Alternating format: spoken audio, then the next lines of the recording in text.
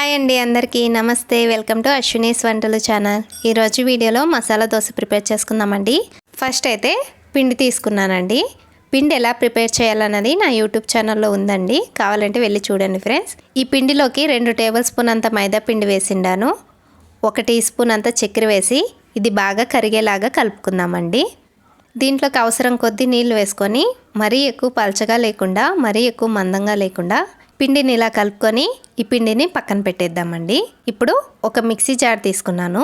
Mixie జార్లోకి 1 cup అంతా పచ్చి కొబ్బరి సన్నగా కట్ చేసి వేసిండాను. 1 కప్ అంతా వేయించినటువంటి శనగ్గింజలు పొట్టు తీసేసి వేసిండానండి. దీంట్లోకి కొద్దిగా చింతపండు వేసిండాను. వీడియోలో చూడండి ఫ్రెండ్, ఇంత చింతపండు వేసిండాను. 6 వెల్లుల్లి రెమ్మలు వేసిండానండి. ఒక చిన్న ఉల్లిపాయని సన్నగా కట్ చేసి వేసిండాను. 1/2 ఇంచ్ అంతా అల్లాన్ని స్కిన్ రిమూవ్ చేసి సన్నగా కట్ చేసి వేసిండానండి. దీంట్లోకి 5 పచ్చిమిర్చి వేసిండానండి. పచ్చిమిర్చి మీ కారానికి తగినట్లు చూసుకొని వేసుకోండి ఫ్రెండ్స్. ఇప్పుడు దీంట్లోకి 1 టీ స్పూన్ జీలకర్ర, 1 టీ స్పూన్ మిరియాలు వేసి కొద్దిగా కొత్తిమీర వేసిండానండి. దీంట్లోకి అవసరం కొద్ది నీళ్లు వేసుకొని రుచికి తగినంత ఉప్పు వేసుకొని దీన్ని నున్నగా మిక్సీ చేసుకుందామండి. ఇలా మిక్సీ చేసుకున్న తర్వాత ఈ చట్నీని ఒక గిన్నెలోకి తీసుకుందామండి. దీంట్లోకి మనము తిరగబాత్ ప్రిపేర్ చేసుకుందాము. తిరగబాత్ కోసం ఫస్ట్ అయితే స్టవ్ ఆన్ చేసిండాను. స్టవ్ మీద చిన్న పెనం పెట్టిండానండి.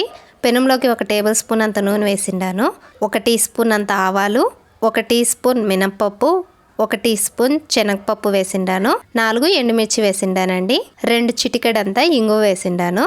వీటిని ఒకసారి బాగా కలిపేసేసి దీంట్లోకి కొద్దిగా కరివేపాకు వేసిండానండి. దీన్ని 10 సెకండ్ల పాటు మీడియం ఫ్లేమ్ మీద వేయించుకొని ఇప్పుడు మనం ముందుగా ప్రిపేర్ చేసి పెట్టుకున్నటువంటి చట్నీలోకి ఈ తిరగబాతును వేసుకొని దీన్ని ఒకసారి బాగా కలిపేద్దామండి. ఇంతేనండి, శనగ్గింజల కొబ్బరి చట్నీ రెడీ. ఇప్పుడు కారం చట్నీ ప్రిపేర్ చేసుకుందామండి. దోశ పైన వేసుకుంటాం కదా, ఆ కారం చట్నీ ప్రిపేర్ చేసుకుందాము. ఫస్ట్ అయితే స్టవ్ ఆన్ చేసిండాను. స్టవ్ మీద ఒక పెనం పెట్టి పెనంలోకి 1 టేబుల్ స్పూన్ అంతా నూనె వేసిండానండి. నూనె కాగిన తర్వాత 2 టేబుల్ స్పూన్లంతా శనగబ్యాలు వేసిండానండి. ఈ శనగబ్యాలను 10 సెకండ్ల పాటు మీడియం ఫ్లేమ్ మీద వేయించుకొని ఇప్పుడు దీంట్లోకి 1 మీడియం సైజ్ ఉల్లిపాయని సన్నగా కట్ చేసి వేసిండానండి. 6-7 ఎండుమిర్చి వేసిండానండి. ఎండుమిర్చి కారం చూసుకొని వేసుకోండి ఫ్రెండ్. ఇప్పుడు దీంట్లోకి కొద్దిగా చింతపండు వేసిండాను. 10 దాకా వెల్లుల్లి రెమ్మలు స్కిన్ రిమూవ్ చేసి వేసిండానండి. వీటిని 10 సెకండ్లు మీడియం ఫ్లేమ్ మీద వేయించుకొని ఇప్పుడు దీంట్లోకి 2 టేబుల్ స్పూన్ అంతా తెల్ల నువ్వులు వేసిండానండి.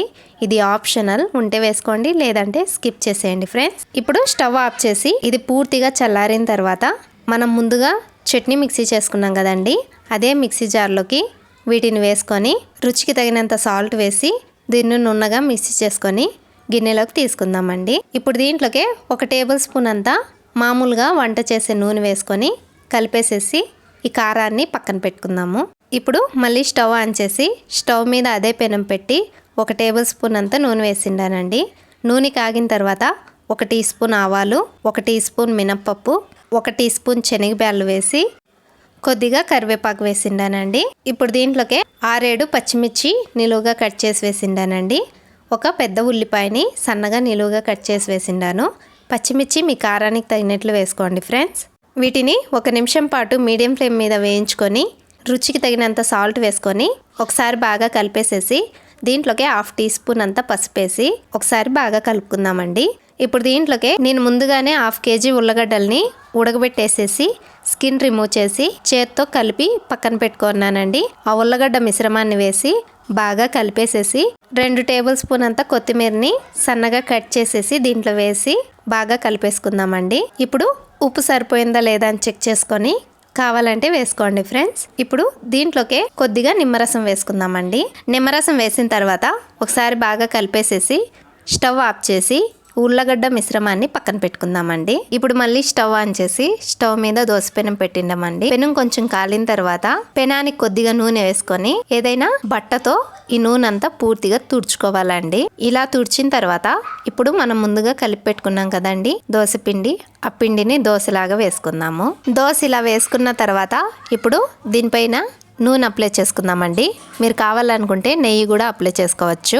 దోశ పైనుండి కొంచెం బాగా కాలిన తర్వాత మనం ముందుగా ప్రిపేర్ చేసి పెట్టుకున్నటువంటి కారాన్ని దోశ మొత్తానికి అప్లై చేసుకుందామండి. వీడియోలో చూడండి ఫ్రెండ్స్, ఇలా కారాన్ని అప్లై చేసుకున్న తర్వాత ఇప్పుడు దీనిపైన కొద్దిగా నూనె అప్లై చేసుకుందామండి. మసాలా దోశకి కొంచెం నూనె ఎక్కువగానే వేసుకోవాలండి, అప్పుడే టేస్ట్ బాగుంటుంది. ఇప్పుడు మనం ప్రిపేర్ చేసి పెట్టుకున్నటువంటి ఉల్లగడ్డ మసాలాను పెట్టి దోశను వీడియోలో చూడండి ఫ్రెండ్స్, ఇలా ఫోల్డ్ చేసుకొని గిన్నెలోకి సర్వ్ చేసుకోవడమేనండి.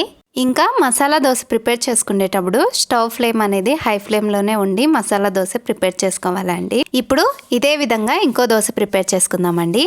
దోశ కాలిన తర్వాత నూనె అప్లై చేసుకొని మనం రెడీ చేసి పెట్టుకున్నటువంటి కారాన్ని అప్లై చేసుకుందామండి.